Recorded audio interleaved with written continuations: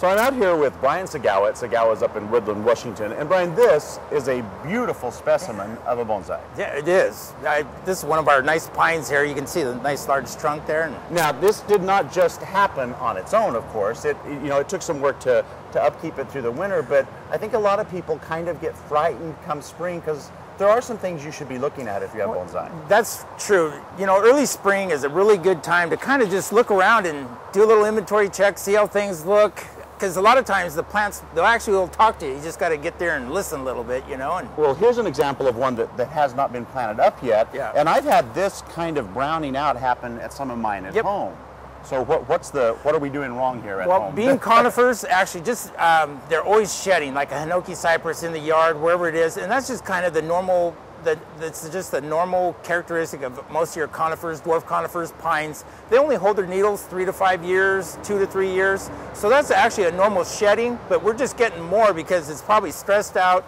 Let's take a look. Too much roots in there from the summer. Yes, so would you call that root bound? That would definitely be very root bound, and that's the main thing that you want to do is now's a good time to actually reduce the roots, get them in fresh potting soil so they have room to grow. This has been in here for probably all summer, should have been done probably last year. And although this is what they call a pre-bonsai, it's not been potted into a pot yet, this same thing would happen if it were actually in a pot already, and you would still do the same principle of pruning it back. That's exactly right. Well, and it's the same thing, containers, that's what bonsai is plant in pot. So that's exactly right. To me, this one only looks a bit yellow.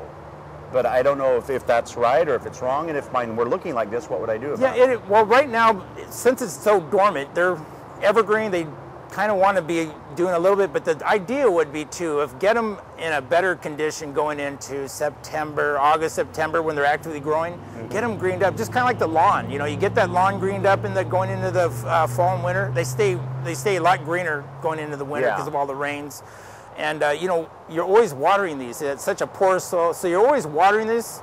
It doesn't have too much ability to hold too much nutrients, and so that's why you have to do a little more feeding, a little more watering, and when we fertilize, it's like half the recommended rate. You don't want to go full strength, or if 1 tablespoon is good, don't put 3 on it. You don't want bonsai to be stretched or prolonged growth. Yeah, and I would think in such a small amount of root systems, you could get into burning of the roots too and damaging them that way. That's correct. When the roots are exposed like that, you are taking a chance, and man, when they're 35, 50 years old, why take a chance? Yeah, you don't want to take that risk. Well, you know, Tsugawa's is known for so many great things, and of course, bonsai's being one of them, and I know that you have some celebrating coming up. What's going on with that? Well, it's actually 30 years of doing business here for the garden centers and the garden center business. And we have drawings. We have a lot of giveaways, a lot of drawings. We have 2 great seminars coming up for Saturday and Sunday, the deciduous bonsai and then the conifer bonsai. So we're doing a good little intro to deciduous, and then Sunday, the following day,